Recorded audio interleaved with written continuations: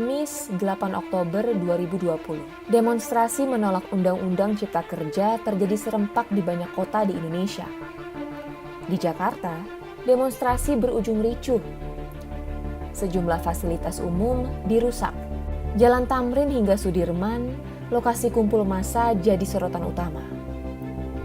Beberapa halte Transjakarta dibakar, di antaranya halte Bundaran HI, Sarinah, dan Tosari.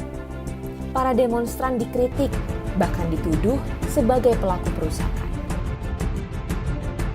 Benarkah para demonstran yang membakar halte di Sarinah? Laporan ini disusun dengan menganalisis visual dari berbagai sumber terbuka. Kami juga memakai rekaman CCTV dari lokasi kejadian yang bisa diakses publik. Selain itu, kami mengumpulkan ratusan foto dan video yang tersebar di Instagram, Twitter, YouTube, dan TikTok. Dari semua itu, kita jadi paham apa yang sebenarnya terjadi di Sarinah sore itu. Foto viral ini jepretan Ari Basuki, fotografer Merdeka.com. Dari foto inilah penelusuran dimulai. Orang inilah yang pertama menyulut api di halte Sarinah. Video TikTok ini diambil pukul 16.39. Kamu bisa lihat orang ini mengepal dan terlihat di CCTV. Video ini diambil semenit kemudian.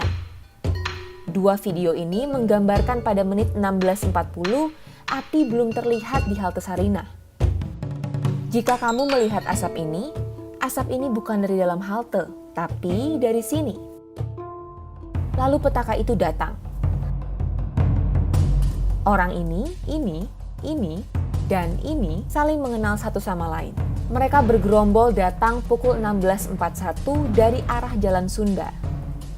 Tak langsung beraksi, para pelaku melakukan observasi selama beberapa menit. Mulai dari memotret, mondar-mandir, hingga mengetik di handphone, entah berkomunikasi dengan siapa. Menit 16.45, pelaku mendekat ke halte Sarinah. Ia sempat berkomunikasi dengan temannya dan menunjuk ke arah kobaran api di bagian selatan. Si pelaku maju sebentar, lalu kembali membawa traffic cone. Ia membakar cone itu sampai menyala dan membawanya ke halte.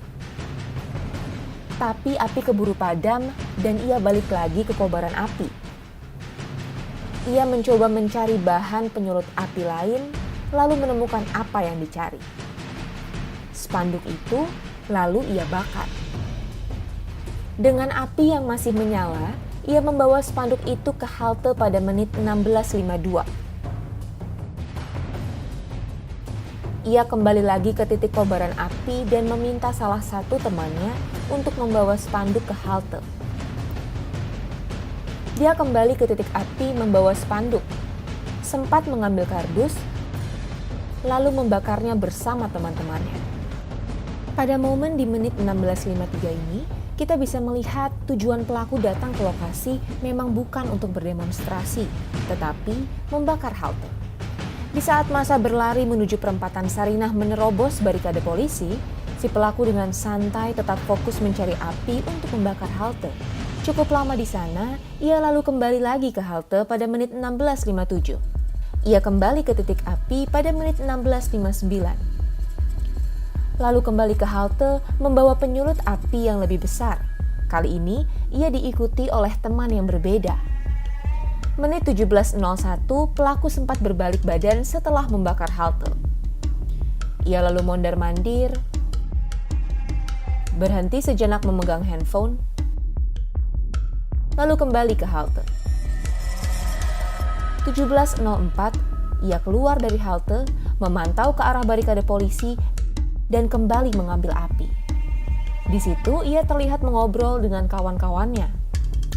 Ia kembali ke halte pada 17.05. 3 menit kemudian, pelaku terekam sedang membakar halte bagian selatan. Ini adalah kobaran api pertama di dalam halte.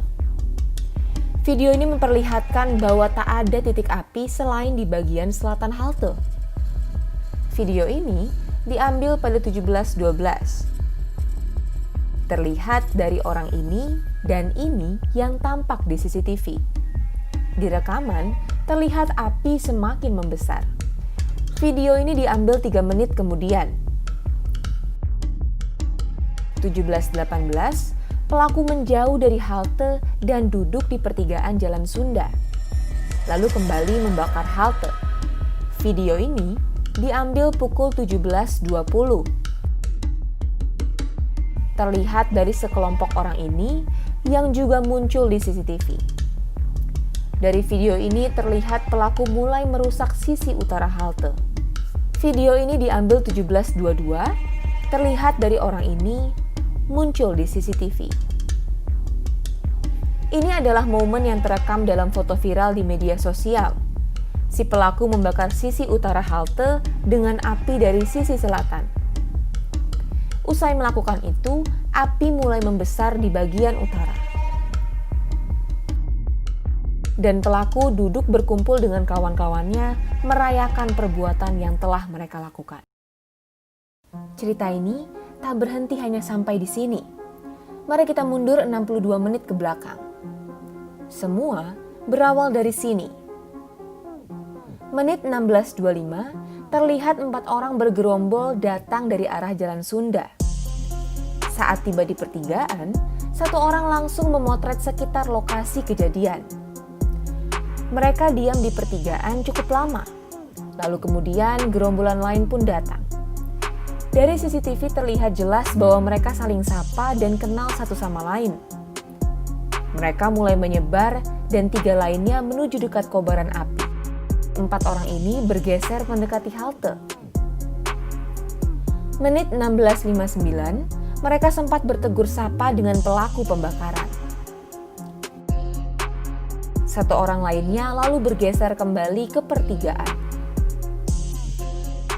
Dan mereka kembali berkumpul di tengah jalan. Sempat maju, saat polisi memukul mundur massa, mereka berlari ke arah Jalan Sunda. 10 menit kemudian, mereka kembali datang. Salah satu dari ke-4 orang ini tiba-tiba membawa kardus menuju halte. Ia terlihat di foto ini. Setelah itu, 4 orang ini tak beranjak kemana-mana. Mereka memantau aksi teman-teman mereka dari pertigaan. Beberapa foto dan video yang kami kumpulkan menampilkan wajah yang bisa diidentifikasi polisi. Di antaranya, ini, dan ini.